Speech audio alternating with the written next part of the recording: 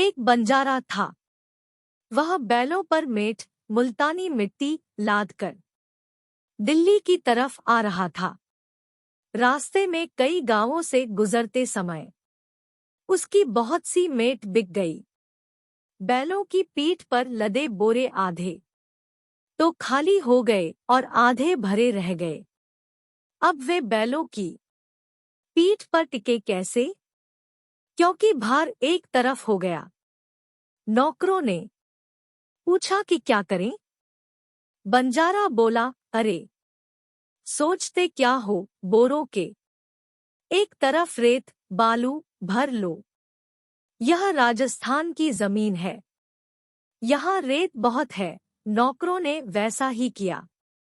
बैलों की पीठ पर एक तरफ आधे बोरे में मेट हो गई और दूसरी तरफ आधे बोरे में रेत हो गई। दिल्ली से एक सज्जन उधर आ रहे थे। उन्होंने बैलों पर लदे बोरों में से एक तरफ झरते हुए देखी तो वे बोले कि बोरों में एक तरफ रेत क्यों भरी है। नौकरों ने कहा, संतुलन करने के लिए। वे सज्जन बोले, अरे यह तुम क्या मूर्खता करते हो, तुम्हारा मालिक और तुम एक से ही हो। बैलों पर मुफ्त में ही भार ढोकर उनको मार रहे हो। मेट के आधे आधे दो बोरों को एक ही जगह बांध दो तो कम से कम आधे बैल तो बिना भार के खुले चलेंगे। नौकरों ने कहा कि आपकी बात तो ठीक जंचती है, पर हम वही करेंगे जो हमारा मालिक कहेगा। आप जाकर हमारे मालिक से यह बात कहो और उनसे हमें हुक्म दिलवाओ। वह मालिक बंजारे से मिला और उससे बात कही। बंजारे ने पूछा कि आप कहाँ के हैं, कहाँ जा रहे हैं। उसने कहा कि मैं भिवानी का रहने वाला हूँ, रुपए कमाने के लिए दिल्ली गया था। कुछ दिन वहां रहा, फिर बीमार हो गया। जो थोड़े रुपए कमाए थे वे खर्च हो गए। व्यापार में घाटा लग गया। पास में कुछ रहा नहीं तो विचार किया कि घर चलना चाहिए। उसकी बात सुनकर बंजारा नौकरों से बोला कि इनकी सम्मति मत लो, अपने जैसे चलते हैं।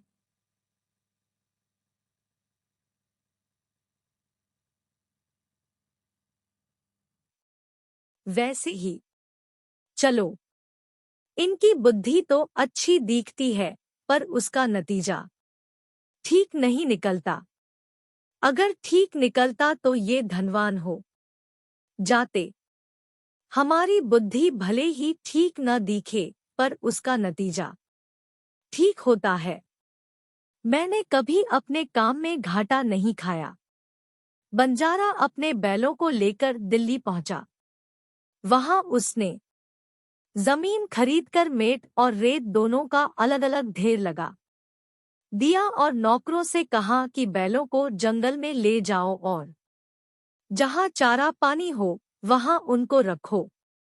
यहाँ उनको चारा खिलाएंगे तो नफा कैसे कमाएंगे। मेट बिकनी शुरू हो गई। उधर दिल्ली का बादशाह बीमार हो गया। वैद्य ने सलाह दी कि अगर बादशाह राजस्थान के धोरे रेत के टीले पर रहें तो उनका शरीर ठीक हो सकता है। रेत में शरीर को निरोग करने की शक्ति होती है। आता बादशाह को राजस्थान भेजो। राजस्थान क्यों भेजें? वहां की रेत यहीं मंगा लो। ठीक बात है। रेत लाने के लिए ऊंट को भेजो। ऊंट क्यों भेजें? यहीं बाजार में रेत मिल जाएगी। बाजार में कैसे मिल जाएगी?